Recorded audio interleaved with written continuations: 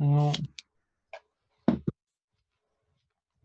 Hi, hello. I'm gonna bring us up on Twitch here too, so I can watch. Hello, everybody.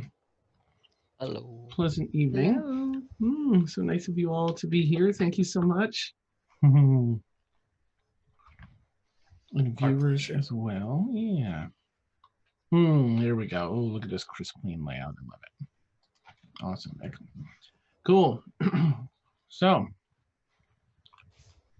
going to give us a minute here to have some folks pile in. But, oh my gosh, I think we're on our 10th episode, or talk show episode here, Madbird Squawks. It's exciting. I'm very much looking forward to hearing everyone's answers here. I love the campaign, and thanks, Vic. And I'd love to get some insight on, the players' views of their characters and the situations unfolding. Oh, pretty exciting. Okay. Good evening, chat. Excellent, excellent. Well, so tonight we have with us chat in case anyone is unable to catch Tower of Dreams. We have a few folks from said campaign. We have the wonderful Madeline. Yay! And the good Sir Richard. Huzzah! And the incredible DM, Andrew. Oh, well, you're too kind. Yeah. All true things. Neat. So I think we can jump right into some questions here. I'm looking through what we have now. And, oh, wow. Steph has so many questions. She wants to know all of your inner thoughts, which is amazing. It's all right. too much. I can't share it. I was going to say, I feel like some of this will be reveals. You're allowed to share what you want to share. Yes. Okay. Please don't feel You don't have to spoil anything. Yes, please. Definitely, everyone feel free to just do what feels right to you. And don't worry about anything beyond that. All right. I'm not going to be spoiling anything. So, look at this. It's like it's so well organized. Questions. Okay. Let's see. Let's start out with a question for all of the players first. From surprise, Steph. Steph asked you both, what do you think your characters' pastimes were while they were at the academy? I guess we can start with Madeline. Seth probably went dumpster diving for sure. She has a thing for junk. But I think she also probably like sat in her window and looked out at the ocean as well, if there was an ocean view in their dorm room. Because she's... There wasn't. Oh, dang it. Well, she looked out at the wall that faces the ocean very sadly. And it just further enforced the separation between herself and her family. And how depressed she was about it. Yeah, it's sad and beautiful. It's wonderful. And Richard? My character, I really think would have been more of a recluse, more so than anything at the very beginning, kind of feeling out everything in this whole new environment that he's in, because he's not even from there. So yeah, it would be a big change for him, and kind of just mulling over things and trying to find out ways that would help his past self through what he's going through now, basically. Okay. Oh, neat. All right. I hope those are satisfactory answers, Steph. If you're in chat, I don't think she's in chat yet. All right. I think she has her other thing for another hour or so. I could ask a follow-up question. Go for it. Ooh. While your characters were in the academy, what was their favorite class? Ooh. You're totally free to make up whatever class. I was gonna say, are you gonna provide me with like a course list or? Let's see. I imagine that Seth took some sort of like metalworking alloys, something. Even though what she does is much smaller than what a lot of people would be working on in that class. Like if Nathaniel was doing that for armor making, but that's probably the most different from anything that she would have had access to under the sea. So. Ooh. Cool. I would say Nathaniel's favorite class probably would have been, making armor and everything, like the embroiders and everything like that, the actual detail, like gold lining and stuff like that, and to make it really pop out and fancy, that would be his favorite type. Like that. Neat. Love it. I'm taking notes. Yeah. Awesome. Summer school. No. We graduated. We were done. Dear Seth Yay. and Nathaniel, we realize that you are short 6 credits. Dude, administration adjustment and certificates. course value. Yeah. What? Awesome. That'd be an extra 1,000 platinum. I'll be taking your diplomas back until you're done. Oh, the Basically. pain. I can feel the pain. It's tangible. Excellent. All right, let's see. M has a question to the DMs. Oh, yeah, okay, an interesting DM question, I think, as always. How do you, I'll let Andrew, of course, you can go first. How do you handle problematic behavior at your tables? That will be extra awkward in there. Good, yes. You're really going to talk about other Name names. Yeah. Well, usually we end up with a character death. No, I'm just kidding. No, I'm not that much of a jerk. I honestly, in session, I would do whatever I could to subtly shift away like if someone, let's say, was trying to dominate talking, and it's like already been a few sessions and I don't really want that to become the pattern. They'll try to subtly throw some bones to other people to try to get them talking and moving and about their characters and what their characters are doing. And if that person's either still being very I can't English today. I was gonna say interruptive. No, that's not. I don't think that's a word though. This night. It sounds like a word. That's all. We know what you mean. Disruptive. Ha! There. Win. Nice. If someone's being exceptionally disruptive, or I've run some one shots where somebody's like, I'm playing a bard and my bard likes to masturbate in public. And it's just like, Jeez. oh, okay. So this was not something we spoke about before. Oh, the surprises are...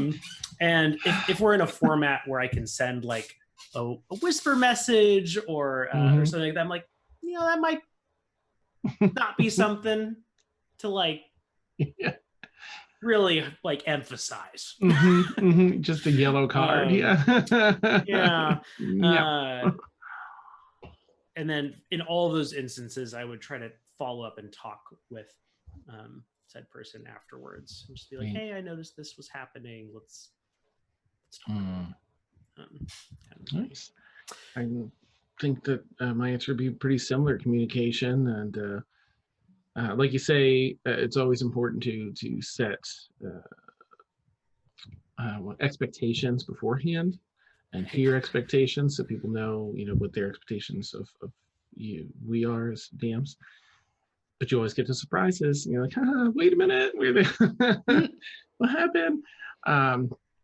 Yeah, and they just need to be, like you say, if you can do it. Especially, it's tough on stream sometimes when you're like, I don't know, maybe it's an honest mistake. I mean that maybe not that particular example. I don't know how that would be an honest mistake, but sometimes right. it's just like, kind of like, it sounds like you hid this from me Purposely. and then you just decided it was so necessary for your character that you introduced it 10 minutes in. Yeah. Yeah, but don't know how I feel Well, about you always get that player that does that though somehow. Just more so than often. And honestly, if there's a moment where, again, I've DM'd them but they persist in it, I just boot them from the game. Yeah. Because like it's like, necessary. look, this isn't. You're literally like, this isn't okay. No, right. Yep, and it's a collaborative thing. Everyone has to feel safe. And... You hear me, Victoria? It's not okay. Nice. All right. We have another question from Steph for Andrew this time. Oh. Okay. Has the campaign gone as you expected? I'm actually pleasantly surprised at the desire to pursue any possible loose end. I have to address chat for a second. Guys, I'm kidding. I'm totally fine with your characters that on Sunday night. It's cool. People are warned, and it was decided ahead of time that it was okay. Maybe. I don't know. It became okay quickly. Everyone was doing it. But yeah, I think for the most part, it's gone largely as I have anticipated. It's kind of, I didn't really know like what they would decide to do first once they got like the list of items that they had to go find. And so nice. All right. Yeah. So yeah, I think it's for the most part. But they surprised me. Like this last Saturday, trying to go and see the third person adder, which it was literally just like a throwaway. I was just like, it's the name. Right. We'll just throw that in there. No stone unturned. No, we're gonna go there. Yeah. Even after we talked to this person, they said that it's definitely with the other guy. We're gonna go to this one. I'm like, huh. Okay. You never know who's who. We got a freaky doll warlock. Now you have fun. I don't trust closed doors now. That's right. In dark rooms. It's awesome. It's too much fun. Oh, beautiful. All right. We have a question from Tasha for the players. What was your inspiration behind creating your character for this campaign? We can start with Richard this time. Oh, my inspiration for making this character. That's a tough one. Because I made... Andrew, how many did I make? How many ideas did I throw at you? We had about... I think we had 5. Yeah. We whittled down from there. Yeah, I made 5 originally. Wow. That's beautiful. Just because I've been playing D&D for 10 years, 11 years now. Okay, nice. So DMing and playing, so making a character is just super easy to do and fun to do. It's like a stress reliever for me. It's like, I'm stressed, I'm gonna go make a character. So most of my characters are inspired from stress, Probably more so than anything. If that sounds Amazing. depressing. Mm, But, what a great outlet. That's great. yeah, but what inspired to make this character though, Mhm. just to do something different. I don't play fighters too often, so I really wanted to try making a fighter and giving him a more in-depth backstory. Mm. And I think I gave him a pretty decent backstory overall. But I Mhm, can't mhm, wait to get mhm. into your backstory. It's gonna be right, so much fun. I'm excited for it. Nice. Secrets. Do you want to share anything in your? No, just kidding. I said that right then and there. No, I That's no awesome. one. All right, that's neat. Madeline, how about you? I only had, well, Andrew and I talked about one character idea that we ended up tabling earlier, Okay. but since I knew this was in an archipelago, Mm. which confession I always want to pronounce archipelago, which is not Oh, correct. Right. Yeah. So if that comes out, apologies in advance. Archipelago, totally fine. archipelago, Uh-huh. tomato, It's tomato. got all the right letters. That's Mhm, right. Cat, mhm. We know what you're Arpacappuccino. talking about. Yeah, since that's the setting of our world, I knew I wanted something water-based, even though most of the stuff we've been doing is on land so far.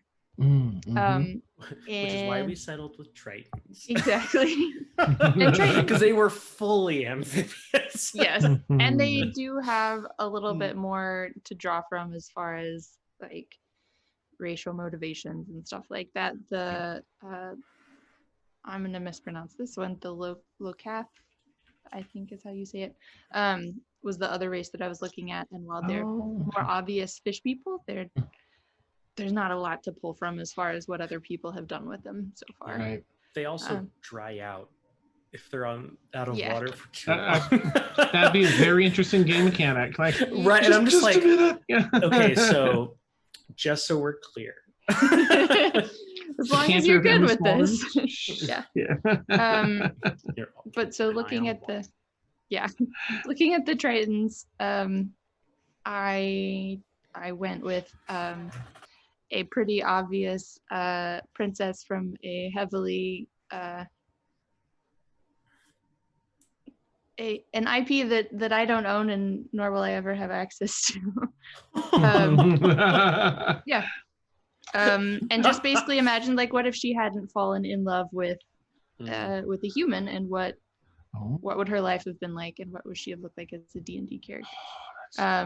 So then the options that immediately came to mind were like bard or druid, and I didn't really want to be singing on screen, so I decided to go with druid, so then I could talk to my animal companions instead of That's really cool.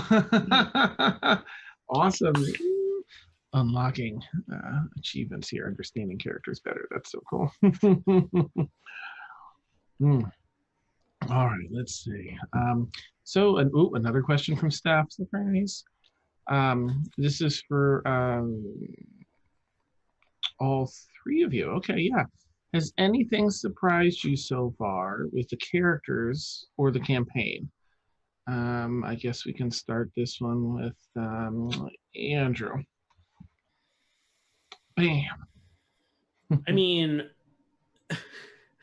yes. I think the other thing that really caught me off guard was Madeline deciding that Seth was going to try to speak with animals to talk to Coral, and I'm just like, I could be like one of those DMs that goes like, I don't know, that's a little wishy-washy, but I was just kind of like, that's so creative. Let's just run with that.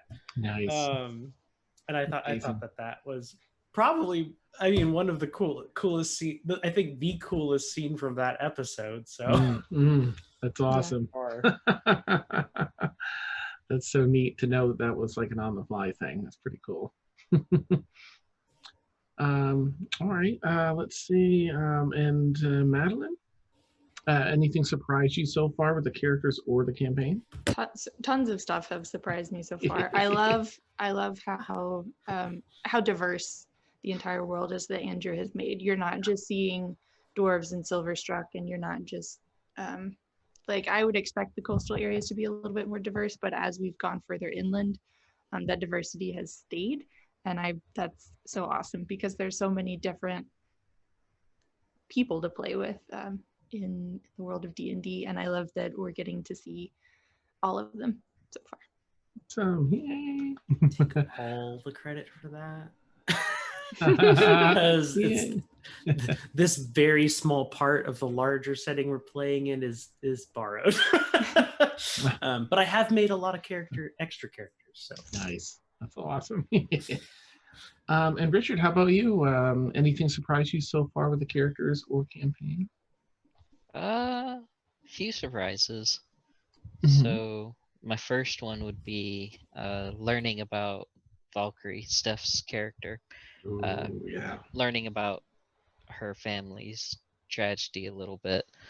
And so that was surprising within itself. So it was surprising to see another character's backstory start coming into life, even though we just started it. We haven't been going at it this long. So it was like, oh cool, we've already got somebody. Yeah, nice. And then Adder. Yes. Adder surprised. He surprised everybody. He surprised Andrew the most. Let's be honest. Incredible. It's like, what freaky element can I throw in now? That's so fantastic. All right, neat. Let's see. Ooh, we got a question from Veroth for the players. What's something about you that's different from your character that would surprise the other players? Okay, something about you that's different from your character that would surprise the other players. Richard, do you want to go first this time around? I'm trying to think what's different about me from my character. I talk a lot more than my character does. Nice, for okay. sure. Some will say I probably talk too much. And that can be an issue at times too. It's probably more of a nervous tick though at times. So I like to think of it as a lifestyle, Richard. Yeah. Yes. It's not always that. Awesome. Okay, neat. And Madeline, how about you? Anything that's different from your character that would surprise the other players? I don't know if it would surprise them, but I like to think that I can pick up on a few more social cues than Seth can. I've purposely made her awkward just since she grew up not on the surface, which has been fun sometimes, and then occasionally gets me into trouble, like with this last session where I failed on my persuade roll because she's being so direct. And Andrew's like, all right, if you keep talking, you're going to bomb this for everyone. So nicer words, but. Right. Nice. Interesting. Neat. I like to think I'm better at it than she is. Remains to be seen. I think that's a safe bet idea. Let's see. All right, there is a question from Steph for Andrew.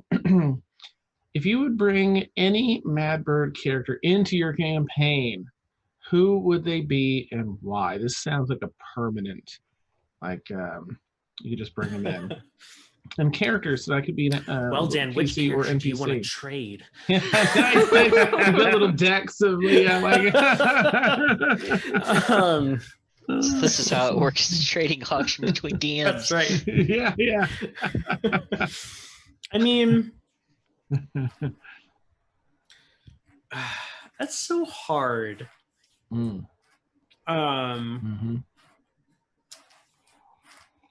I'd have to come up with some kind of weird reason how you ended up in a place that's really inaccessible to everywhere else. Yeah. But that aside, logistics aside, I actually think Kazeel would be a very interesting character Oh, in the nice. archipelago. I mean, I'm partial to the Forsaken characters because those are the ones I interact with all the time. Yeah. Yep. I think Silver would be wonderful because she does the whole 4G thing already. Right. But I mean, honestly, I think even some of the characters from Kier's Lament, like I think Daxel would be fascinating. I just want to see what Daxel would do. Oh my gosh. If you want an element like the chaotic element. Well, right. I mean, that's what I'm saying. Just like, here's this sandbox world. Have fun. Woo! Let's be pirates. Oh, Or, that's amazing. whatever. I just think that would be very interesting. Love it. Okay. All right. Where'd my notes go? There we go. All right. Ooh, a question. Speaking of Thaxel, from Tasha. For the players, if you could have your character be in any other Madbird campaign, which would it be and why? Well, how relative. Nice. Madeline, let's start with you. I actually don't know very much about the other campaigns, so I'm gonna Just defer. I know I'm terrible, so fine. I'm I'm gonna being defer to silly. y'all and see, Ooh. based on what you've seen so far of Seth, what you think would be fun or hilarious or terrifying to see her in. Nice. Ooh, chat, let us know.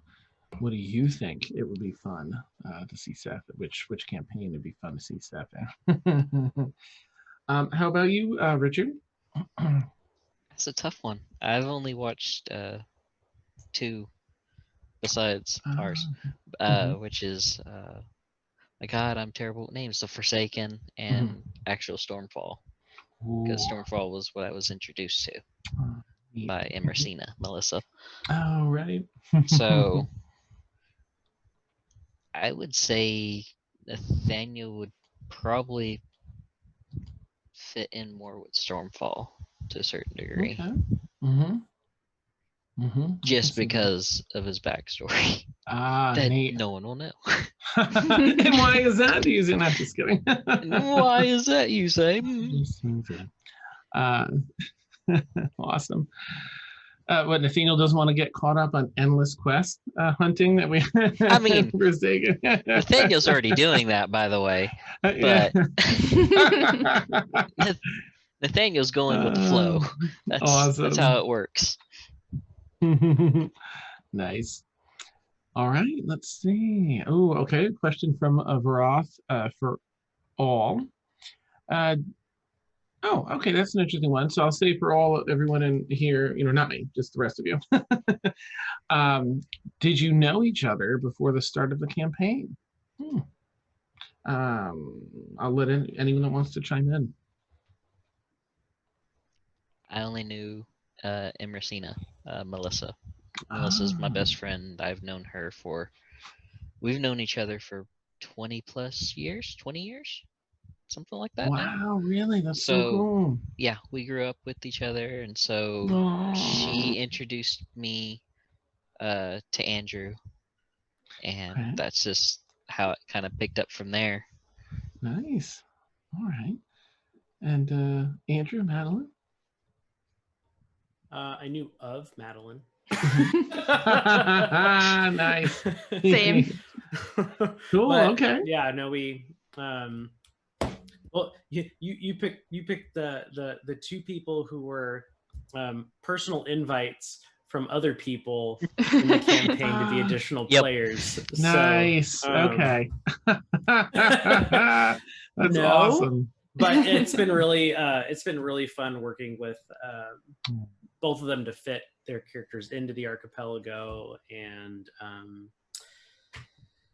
to just learn about some of the stuff that they have thought up for their characters. I think is super creative, and I can't wait to see play out in campaign.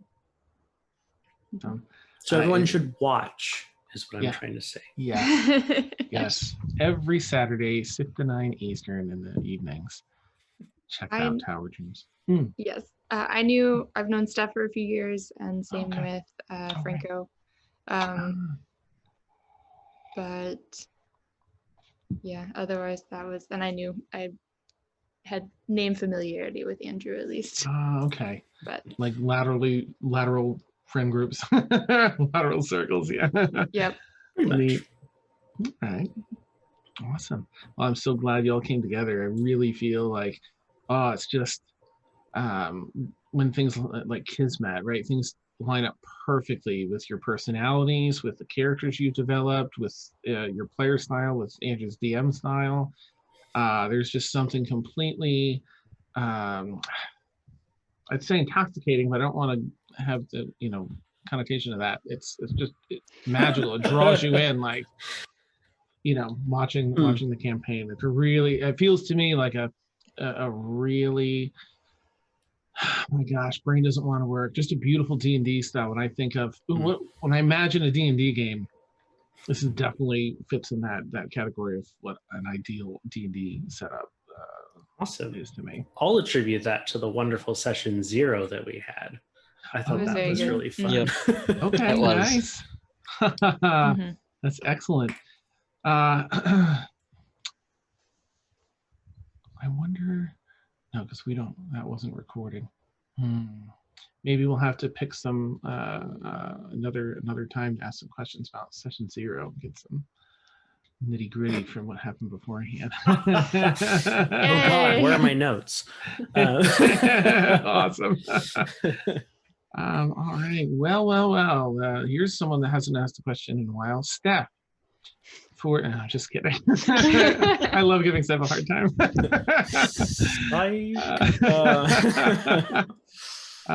Steph has a question for the players. If your character could have any type of coffee, what would that coffee order be? Richard? Question. It is. Any type of coffee, he would pick medium roasted, plain. He's just a plain, really is plain about coffee. I mean, nice. Technically, that's why he didn't enter the one coffee shop at the very start, is because he wasn't sure that he wanted coffee or not, and it was just more of a no, it's already past coffee time for me. I'm good. Oh my gosh. Would you say that Nathaniel is caffeine sensitive? I wouldn't say he's caffeine sensitive, no. Okay, fair enough. That's awesome. Maybe though. We can go with maybe. Does Nathaniel have cream or sugar, or does he just drink the coffee straight up? Coffee straight up. Oh, that's a fighter, all right. Awesome. And Madeline, how about you? If your character got any type of coffee, what would the coffee order be? I keep every time we've had coffee way more than I expected to in this game. Like every session, I feel like there's the coffee tableau. I keep asking for salty stuff. And so I think she would probably have like salted caramel frappuccino, something like that, with like lots, like instead of like sugar on top, it would be a lot more salt. Nice. That's amazing. I love that. That's saltwater life. I have loved that consistency that you've carried through. I think that's just a really fun character element that just makes Seth just a little more real. It's one of the beautiful things about watching Tower of Dreams is that there are, y'all have so many little pieces to the personality of the characters that do carry through, and they're consistent. It's all the I do filmmaking. When I watch a movie, I'm like, wait a minute, that's where's the continuity? And when I sit down, it fills a need for me to see everything kind of congruent, and going through, and it's just so beautifully done that I get even more immersed when I'm watching it. So thank you all for that. You're expertly done. High praise, players. Write everything down. Don't mess up. 20 episodes in, Dan will notice. Dan will know. Dan will know. Dan will remember this. Yeah. That's right. I do all these sticky notes all over the place. Hmm. Timestamp 5 minutes and 32. Yeah. Seth held a pen in her right hand, but set it down in her left. For shame. Where's the continuity? Yeah, that's awesome. A question from a newcomer, Steph, for Andrew. If you could incorporate, wait, hold on. I asked both players. Yeah, you asked. I thought for a second I skipped.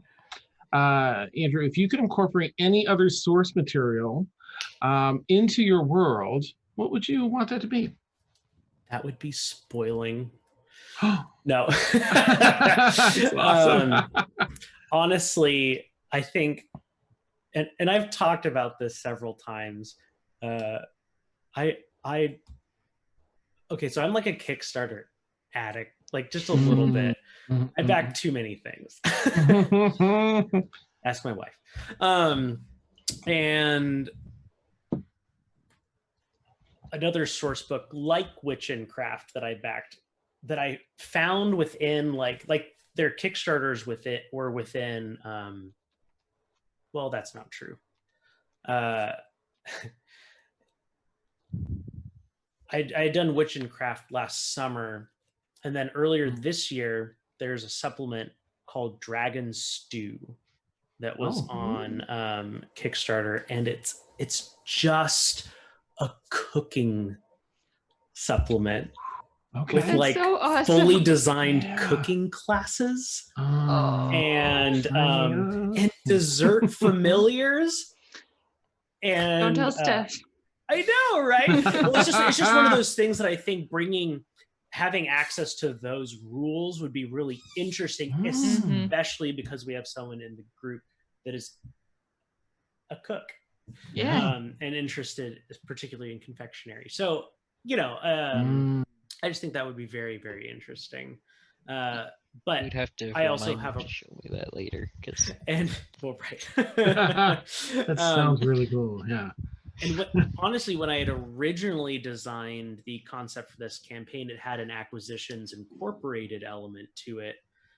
And then I decided that's too much. Nice. I gotta pare back. So I like all of these things, please. Smash her over the cover. How can I do all the things in one campaign? But I really do like everything that Acquisitions Incorporated brings to the table, and I've kept some of the things from Acquisitions Incorporated. Like there is going to be some base management that's a part of the campaign, hiring NPCs to work for you and stuff like that. So, I think I took the parts that would be the most helpful for the campaign and just kind of left out the rest of it that I was originally thinking of including. Just a bit much. Learning a whole new crafting system and having to decide a fourth additional element for your character. Yeah. Oh gosh. That is interesting though, and I'm definitely hooked on the concept of that dragon stew. Like when we're done here, I'm checking that out. When we're done, I'm gonna go hunt it down. That sounds amazing.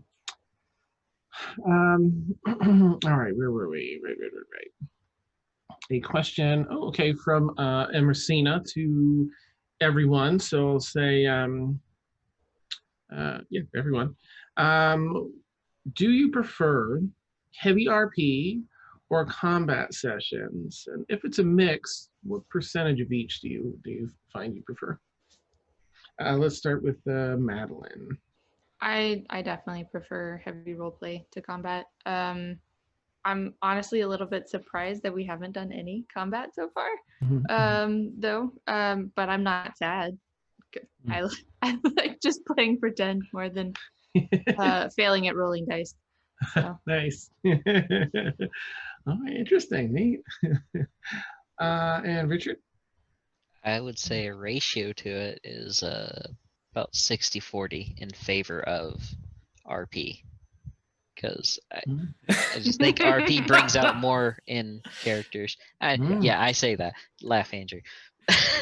I know. Of all the surveys I sent out, Richards is the only one that came back with like any kind of combat right towards the top, and I'm just like, I really hope that he doesn't hate this. I prefer I mean, the list that you gave us, it was like, I like this, I like this, I like all of these. But how do I place these in order? I know. Yeah, that was. I could kind of go I could kind of go anywhere on that list type thing. Okay, well, that's relieving for me to hear because I don't have to constantly. I keep going like, oh, we haven't had a battle yet. I feel so bad. It's not a big thing to me. If there's no combat at all and it's just RP, then like 20 sessions in, I'll be like, Andrew, is there a fight? I'm gonna pick a fight. I'm just gonna do it. Type Just thing. gonna go Just punch gotta this do it. crazy. I'm gonna punch Hypothetically, somebody you at guys that can point. solve conflict however you want to solve it. Exactly. You just Mhm. And that's decided to threaten the goblins. You could have just killed them. I mean, Yeah. So That was beautiful, that was your though. choice. There could have been a battle right there. yeah, I know. I was And expecting a battle there. Yeah. I mean, it know, just- I was too. it just all depends on the player and Yeah. depends on the party.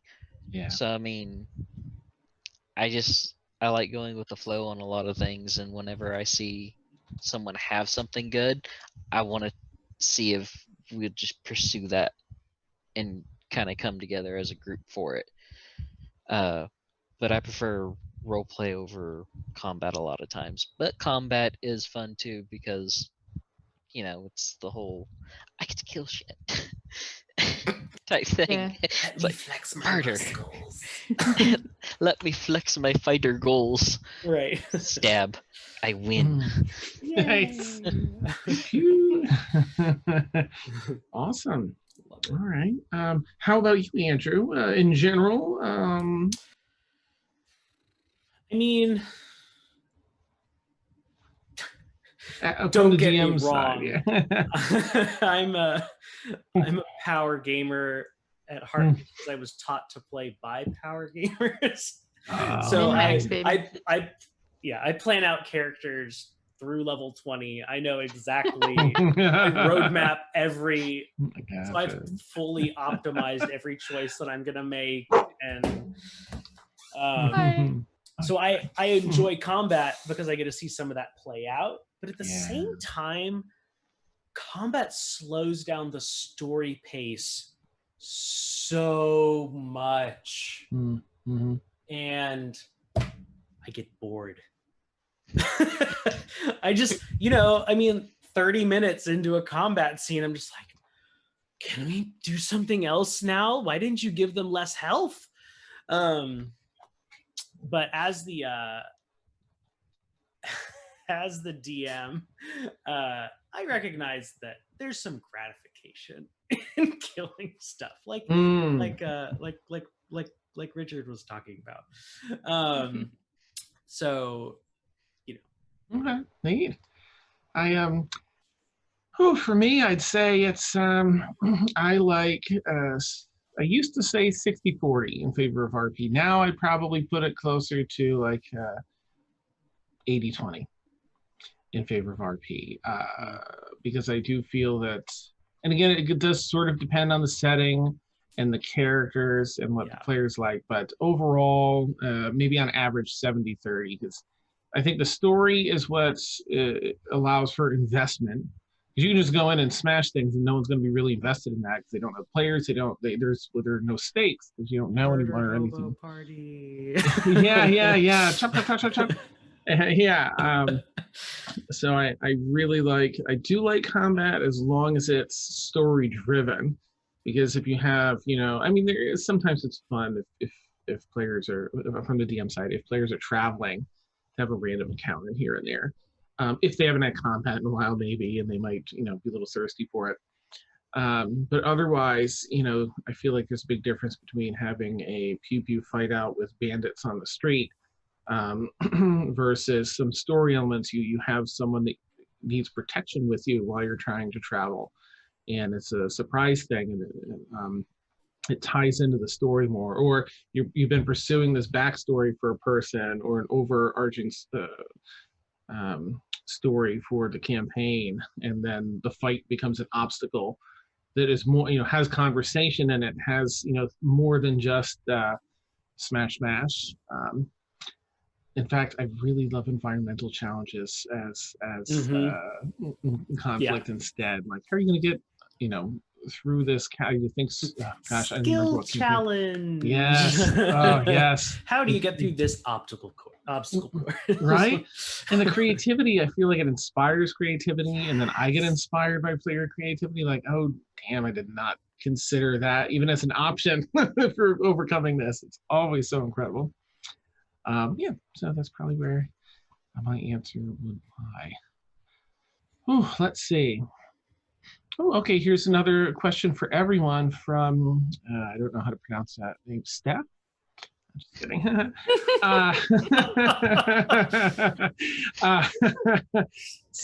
Steph, sorry, I'm an idiot.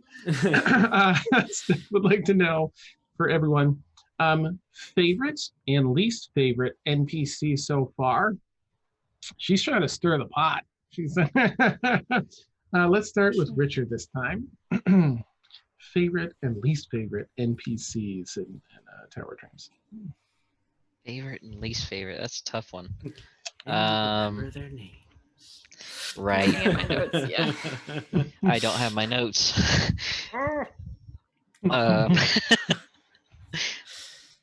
Oh man, there's so many good ones though. It's like, It's your favorite's Vala. Obviously. no, Vala's lower on my list. I'm sorry, but Vala was back to an older question. That one was a good surprise character. That was a Yes, good that was surprise fun. overall. Oh man, this is a tough one. Hated and liked at the same time is Charity. Okay. Just because he stuffed us with a bill. But I just loved The only how well, yeah, that's the main reason. It was a big bill. A big debt. I don't like big debt. It wasn't that he already wasn't have going to that. tell you any of the details of it. You literally too. had to ask those questions. Pretty much. You Nice. had to force it out of him. So that one character by itself is a love-hate, because I wanted to know more about him, but we never got that chance to. So Smackers? The guy that owned the shop where people yeah, go Snacker. in. Snacker. Okay. Oh. I kind of said it right. I love that character concept. And again, I Just- can't take any credit for that. I know, but just the everything behind it is just amazing to me. It's like, that's a great way of doing that. That's something amazing. God, there's so many though. I can name off most of Andrew's characters that I really like. Aww. Because it just they get better each time is the thing for me. Just because it in-depths you into the world more. Because we just started and everything, as I said, it's just you get invested with each NPC more and more as you go. I'm sure I'll meet a character I truly hate down the road. But right now, I'm just kind of in love with the entire world and the entire NPCs overall. Nice. It was beautiful and super diplomatic. Just kidding. It's diplomatic answer. Yeah, that's awesome. I need Richard. And how about you, Madeline? What is your favorite and least favorite NPC so far? It's really hard to pick one favorite because everybody is so fantastic. I still really like the promise of Miss Periwinkle and her scythe hanging up on the wall. Madeline secretly doesn't want to pay Seth's debt so that she shows up and we we get havoc wreaked upon us. Nice. Just because it's such an amazing visual in my head. I really liked the small mammal palm frond that Seth got to talk to at the not the aquarium, but the Center for Aquatic For Research. marine research. Thank you, for marine research. Um, Yes. Nitwit palm frond. Nitwit palm frond. Mm-hmm. Probably the only person I haven't really liked so far would be like the anti-Wonderplot that we met right when we went into the Wonderplot mansion. That was like, oh, I pay a platinum for any kind of secrets that you have. Oh gosh, I'm gonna find you again, but I have no idea how to find you, and I don't know what kind of secrets you think are valuable either. So, Trial and sorry. Nice. Oh, that's good. Neat. I'd actually pose the question to Andrew too, because I know as a DM, you end up with those NPCs you really love, and the ones you're like, oh. So what is your favorite and least favorite NPC So far. Mm-hmm. So far, or for the whole campaign? No, we haven't met them yet. No. Honestly, my favorites are the ones that I came up with on the fly. To be sure, Heather, the hostess at the Brine and Shine. Yes. Oh, that's so hard. Heather was wonderful. And the Mad Adder. I was so much fun.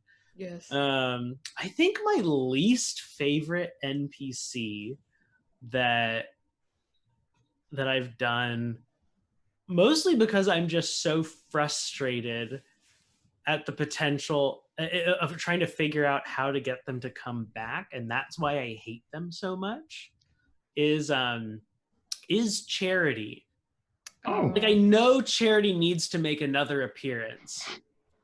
Otherwise, it's just a really awkward, like, story point, loose end. Yeah. I just don't know the best way Well, for we just gotta Charity pay to our make loans, another appearance. and then we'll have a so- reason for Charity to show up again if we're just Well, all right. delinquent on our loans, right? That's right. We You'll just get don't your pay. your warning letter. We don't pay. Yeah, We this go thing- into hiding and change your names. It's fine. There you go. Nice. That's gonna work. Perfect. I almost don't guarantee. Ms. Periwinkle will Beautiful. find you. Awesome. All right, neat. Remember Okay. the Ooh, we blood. have a player, a question to Madeline from Coffee Man. So what are Seth's short-term goals? And also, Danny Phantom wants to know who is the goodest boy / girl on the stream with you right now. The doggo wants to know all about your Oh, puppy. That was singing for us earlier. Yeah. Seth's short-term goals are probably, like, shortest term is just to stay with her friend group and keep them together as long as possible, because she probably has the feeling that eventually they're gonna disperse and go their separate ways, and she'll have to get a new found family. Short term, that's kind of a medium goal, would be just to get out from under the cloud of debt hanging over her. And then, if I can do this without making you all sick, close your eyes if you get motion sickness. There's a spot in the eye. Oh my gosh. So that's Ashley. She is a border collie pit cross. She kind of looks like Wishbone, except a little bit bigger. And she is super sweet and super dumb. Perfect. Yeah. The perfect puppy. No, just kidding. Perfect mix. I have one more who's actually been good for once. Nice. You can see. Oh, what beautiful coloration. That is Linus. He is 15. Oh, wow. And he's a Catahoula. And he usually likes to carry around, we have like a little hand towel or blanket that he likes to carry around. So hence his his name. He is definitely a resource guarder, Oh. which makes him kind of a grumpy old man. But Perfect. Get off my lawn. as long as you're petting him and feeding him and paying him attention when he wants it, then he's your best friend. So Perfect. Hey, buddy. All right. those are my poopaloops.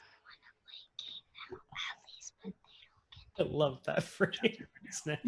Oh man, write that down. Okay. That's the debut in the campaign. Oh gosh. Nice. Okay. Oh, and a question from Coffee Man to Richard. You covered this a little bit earlier, but I think it was before Coffee Man was here. What is your history, Richard, with D&D? My history with D&D. As I said before earlier, I've been playing D&D for about 10 to 11 years. Roughly stretching 11, maybe 12 now. It's so Nice. hard to remember.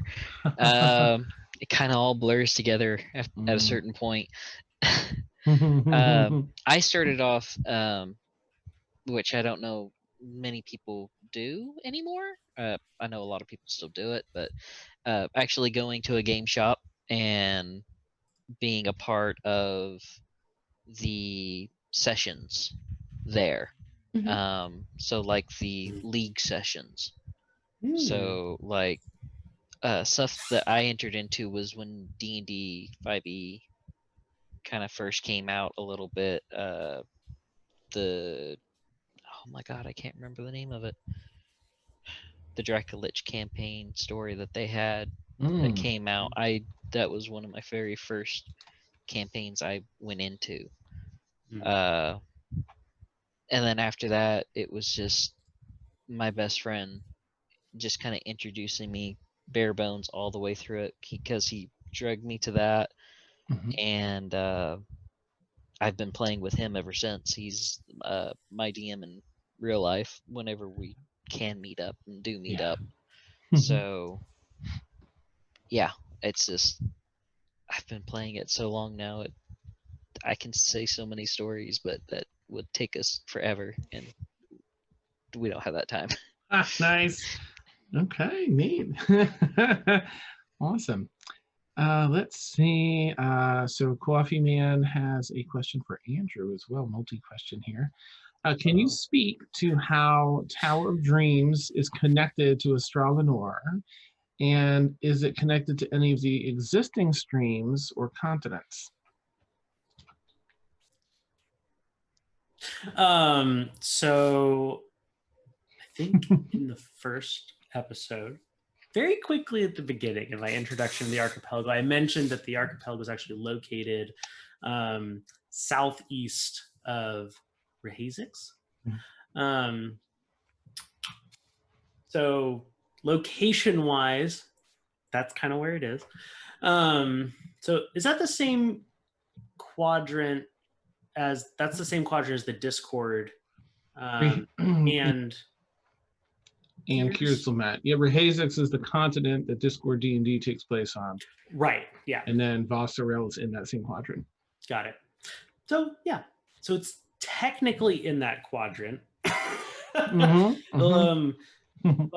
it's at the same time extremely isolated from it. And there's, natural phenomena, or is it natural, that creates this thing called domestic magic. And Dan and I, in kind of talking about how exactly this would fit in to where it would make sense for this weird different kind of magic that isn't available anywhere else in the world, how that would focus here. And so we had come to the conclusion that it would make the most sense if there was some sort of a limiting factor that kept it local. I'm not going to give away what that is, but because that would ruin too many things. But it's it's there's a lot of interesting conversations with some of the other DMs on crossover potential, or how just the existence of the archipelago might affect story or events in other campaigns passively, like just the fact that it exists. How does that affect this over here? Mhm. And I don't think all of those things will necessarily be made apparent in the other streams. They'll like be mentioned and moving on. But I think the big reveals in Tower of Dreams itself. So we'll see how it all pans out. Those conversations are ongoing. Excellent. Cool. Let's see. All right. Coffee Man has a question to all. What is your preference? Minis and maps, or digital encounters, or how do you feel about each in comparison to the other? Let's start with Richard. I'm personally still getting used to the whole digital encounters and everything since we haven't really had an encounter yet. Can't really say much to that. Now, I've done Roll20 digital encounter before, and so I kind of get how it works and everything.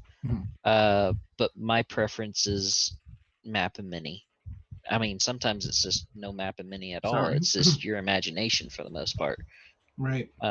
Which I prefer even more, because that gives you so much more, not just combat, but it gives you more role play opportunities to just imagine how all of it works out and plays out. Okay. Yeah, I feel you. How about you, Madeline? I also honestly prefer Theater of the Mind, but I'd say honestly, I'm about split on, well, like 6 one way, half a dozen the other for physical maps and minis or digital encounters. Digital encounters are a little bit awkward, but technically so are physical maps and minis, because you're limited on what you physically have available to you. Whereas digital encounters, you kind of have whatever you can get on the internet. So I think they're important for stuff when you need to physically see and move out and tactically strategize. How many buzzwords can I throw in here? Nice, yeah,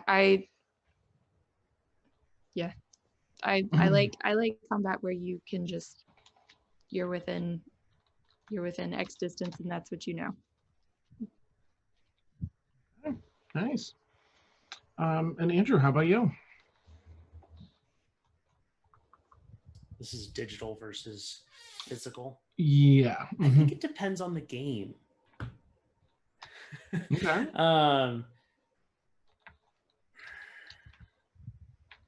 I think if you're in a game where people really enjoy the tactical, I really prefer in-person and minis for that. Because there's something really satisfying about physically moving the minis around and counting out the squares, kind of a thing, or hexagons, whatever you play. But it's I think it's really a toss-up. I'm a Theater of the Mind person as well, so I'm so happy to hear that you are too. I always get so self-conscious about that because people are always like, well, what about again, all the people that I played with before, people were really into minis and really into their all their accoutrements on the table and stuff like that. It's like, I like that stuff. I think it's cool. I don't think it's necessary. I've had at least 5 Cheetos thrown at my head for saying that. Nice. But yeah, I think it really depends on the game and what you're wanting to do. RP stuff, I think, really RP heavy stuff really lends itself to theater of the mind, because there's not really much useful you can do on a map. So Yeah. and when you're RPing, I mean, it's like, I'm gonna sneak around the room, so I'm just gonna awkwardly move my figure while you guys are talking to that other figure over there. It's just Nice. like, Yeah. I mean, we can just say that and imagine it probably cooler than that looks. So Right. Yeah. Yeah, this is a difficult question. I feel like there is definitely something about the tactile piece of being able to pick up your token and move around, and especially in like a three-dimensional built like Critical Role or things that have these constructed three-dimensional environments, especially if you add lights and all this stuff. Oh my gosh. That to me is beautiful because only if it's already been reinforced. Like I like to picture it in my head, theater of the mind first, set my own imagery to it, and then have the relative map. I think that there's a lot of room, a lot of potential rather, in digital coursework here, building it digitally, but I don't think it's there. I don't think it's at a place where it can compete yet with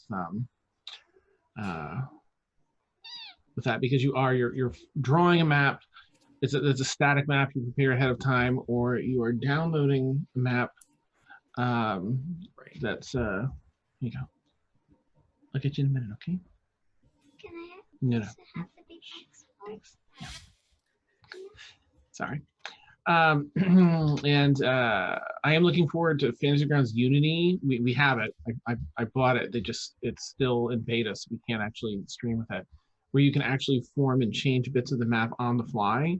So I think that'll be an element that is akin to having it in person, where you can unplug something and change it. But if I could have even streaming, if I could have be able to play in a three-dimensional physical thing, I would love that. I would absolutely love that.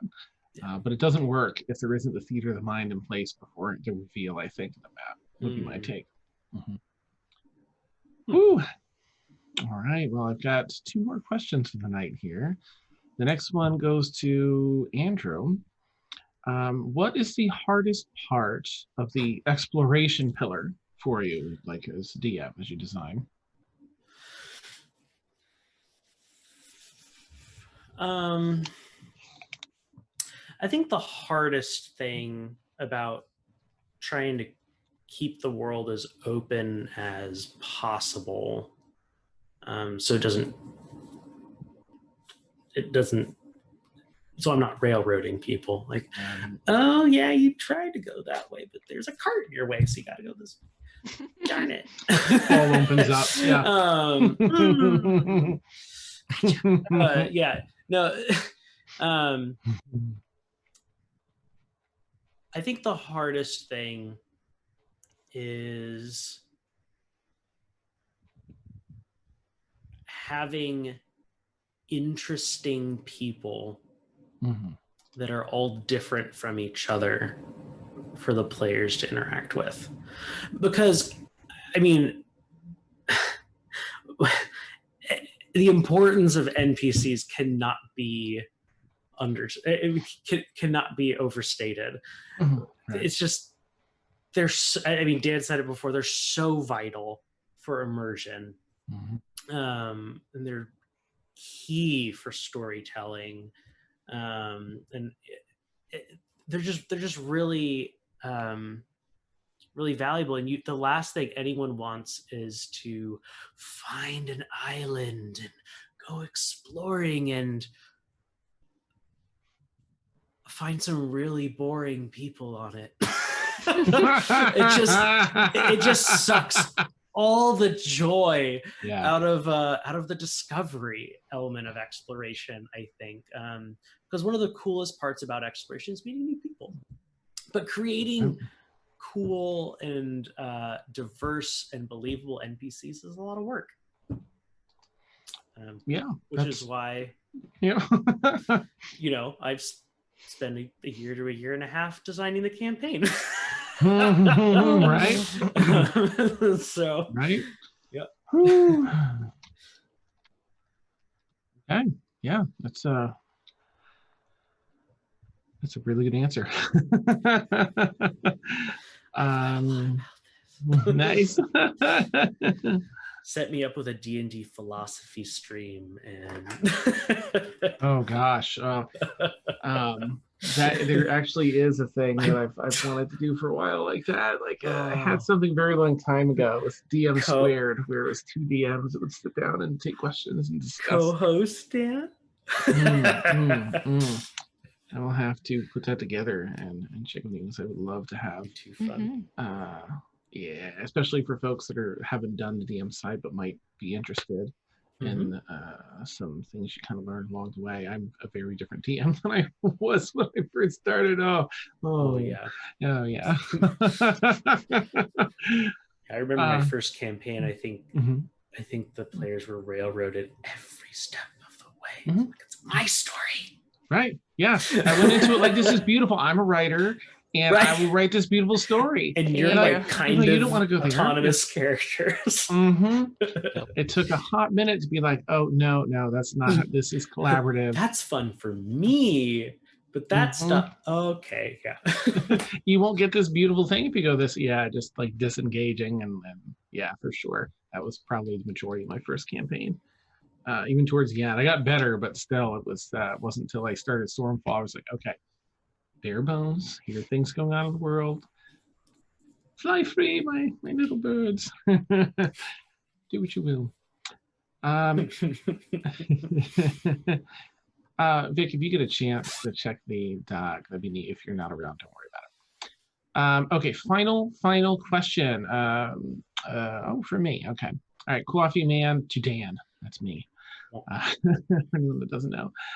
Of all the new things you have in the works, what are you most excited to start? Oh my gosh. So it would actually be, of all the new things in the works that I can talk about, we have so very much happening, and I'm excited about so much of it.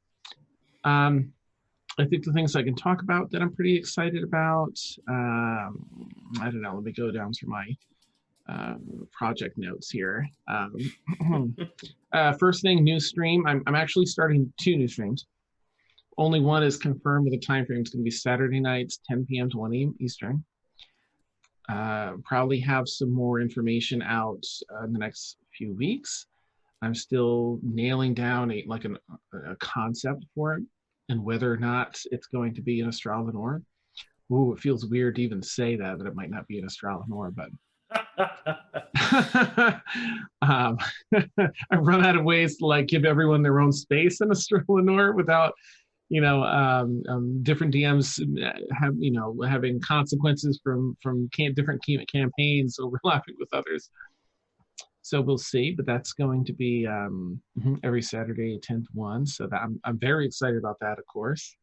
We have in the works some one-shots set up among a few different DMs now. And while I don't really have any information as far as time frame on that, I'm super stoked about that because it's different settings, different tabletop, what's the word I'm looking for? Platforms. Systems. Thank you, systems. Thank you, Madeline. Yep.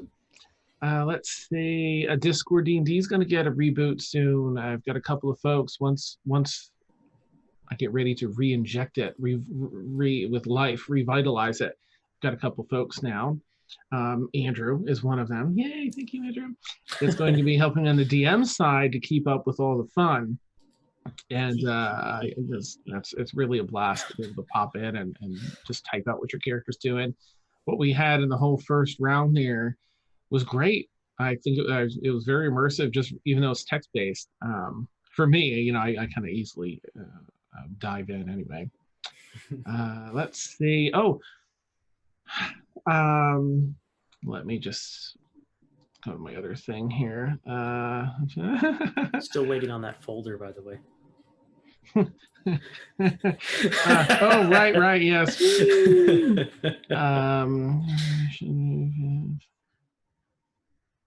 I see. I'm just checking with Vic on something, if I can mention it.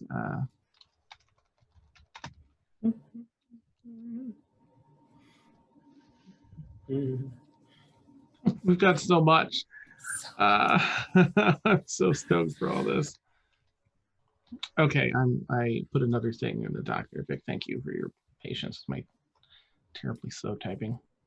All right, let me look at some of the other things I can talk about. So Patreon, we are putting together actually a split split Patreon. One I can talk about one. One is going to be a monthly style Patreon where folks will get access to like podcast versions of all our stuff. Probably I'm not sure whether we're gonna have an after show or a pre-show. I think pre-shows might work better, where we'll have like in Twitch people can access the pre-show for like 20-30 minutes before each stream, or for those streams that are capable of doing it, because everyone has different schedules. So when we go into the stream, those that are in there will have some inside jokes and some other things prepped, for the session and stuff. Let's see, some other rewards I can't talk about yet. Let me just check my doc and see. Yeah. Okay. Yeah. So the other one, oh, right. Damn, we have so much. This is ridiculous. The other Patreon is going to be tie in with a DM's Guild something project. And so I can't really talk about all the contents of that, but the other one is a per project thing, and you'll see all that goodness coming up soon. That's just a little sprinkle of that. It's gonna be exciting. We have a couple of other shows coming up, and everybody, I could rest. They'll be out there soon. Okay, Mr. Vampire, thank you. Hey, I'm trying to pretend to be Batman. Oh, Batman, I'm sorry. I go. He's so sick. That'd be cute. Vampire Batman. Yeah, right. I guess canonically there is one. Oh gosh, let's see. So, while the start date to this next stream is yet to be determined, we do know that it's going to be Sunday afternoons. A new board game show, tabletop board game show, because we had a lot of folks like, yes, having a lot of fun to watch and play during our fundraising week. So we'll have that run by Vic, and she has her finger on the pulse of all things tabletop game here. Let's see, what else was I? Oh, right, and there'll be another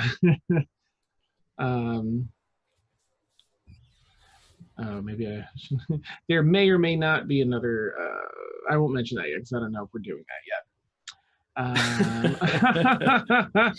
And I'm not running it, so I don't want to step on it in case it's not happening. All right, what else we got?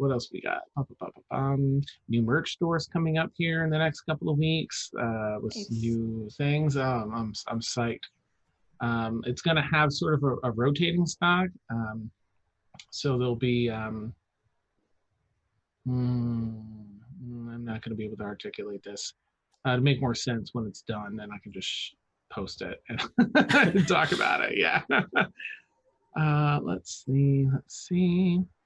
Okay, I think that those are most of the main things. That I miss anything? Okay, I think those are the big things that I can talk about that I'm very excited about. And especially all the extra content we've got coming up. This last week, the fundraising week, and I just want to say a huge thank you again to everyone that was there, just here, period. And certainly all those that were able to donate something, but even those that weren't and were just here being awesome. Thank you. it was so much fun outside of all that. And it was a lot of work to produce, and I have to tip my hat most certainly to Vic and Steph for managing the majority of the logistics of that and streaming it. It was so much fun. There was so much content, and we had, folks hanging out like all day Saturday and Sunday. It was just folks chilling with us all day. So I'm very eager to get more content up so we can just have that be a regular weekly thing. More time to chill. Yeah. Let's see. I feel like that's about it. I can't see anything else here that I should mention. That is in the okay to mention pile. All right. Is there anything in the okay to hint at pile? Nice. That's awesome. Let's see. Well, I think we'll wrap up here. And I just want to give another huge thanks to Madeline and Richard and Andrew for being here tonight. You all rock. You're just great people anyway. But additionally, I love the way you play your characters, and I'm super excited and glad and just joyous that you're all in this campaign and that I get to watch it and get to do it on the channel. Yay! All right. Thanks for hosting us. Oh, Yeah, yes. absolutely. My pleasure. Oh my gosh. Yeah. Fantastic. So for anyone that hasn't caught yet, Tower of Dreams, I think it'll be episode 5 this week, this Saturday. It's every Saturday evening, 6 to 9 Eastern time. Well, and just the extra pitch for that, it's episode 5. Which means it's the only stream right now that doesn't have an overwhelming amount of catch up to do in order to get to where they are now. It's not too late to jump in. Yes, absolutely. And I highly recommend it. Of course, I'm going to recommend that. I don't want you to think I'm just recommending it because it's on the stream. It's really good. It's just some great content here. So go check them out. Go back to episode 1 on YouTube. You can catch all of our previous hiccups. All of our previous. Just a sec. Okay, go for it. Whee!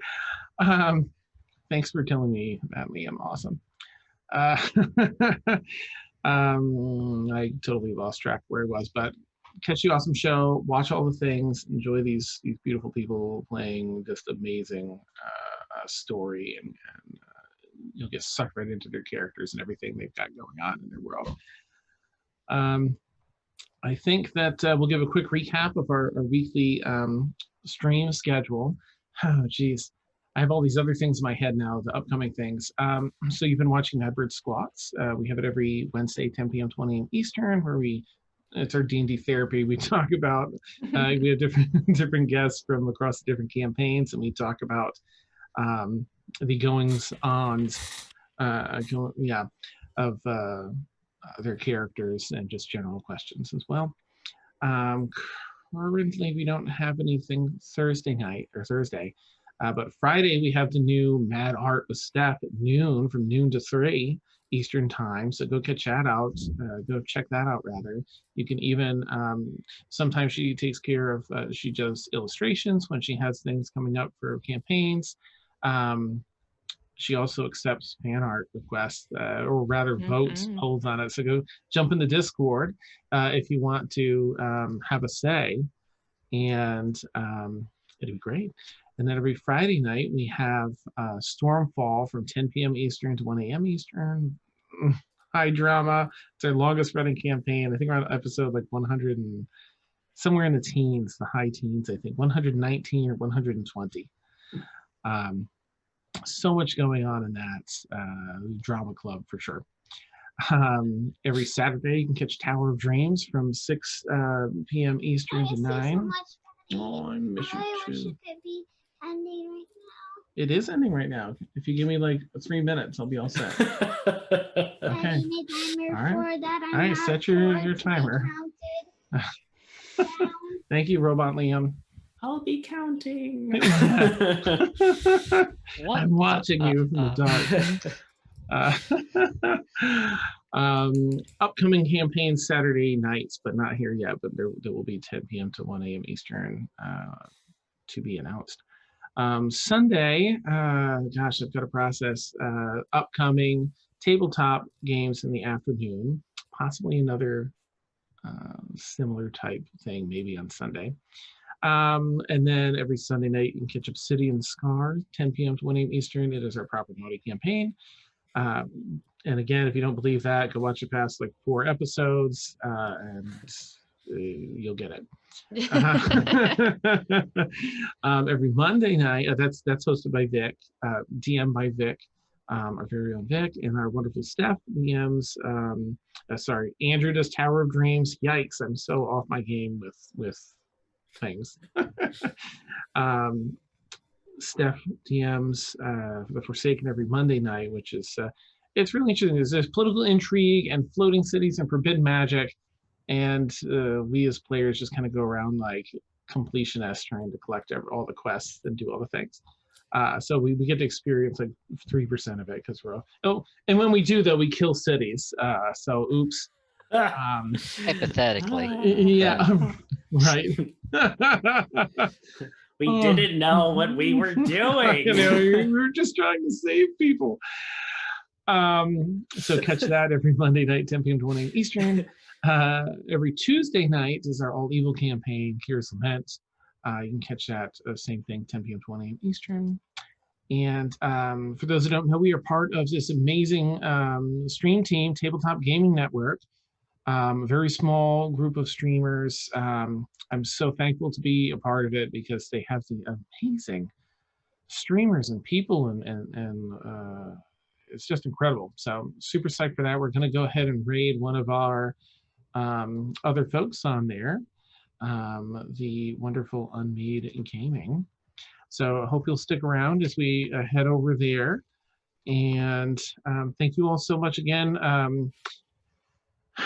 I can't say players because Andrew's here as a guest there. That's the best word for tonight. Thank you so much again. I'm also a player. This is true. Yeah, this is true. campaign. Well, I super appreciate you, all of you that are here as guests and viewers alike. We'll catch you all soon. I'm going to set up this. Hopefully, I typed that in right. And we will scooch over there. We will catch you all. Next thing up, of course, will be Mad Art with Steph this Friday at noon. We shall catch you there. Take care, everyone. Have a great night. So long. Bye.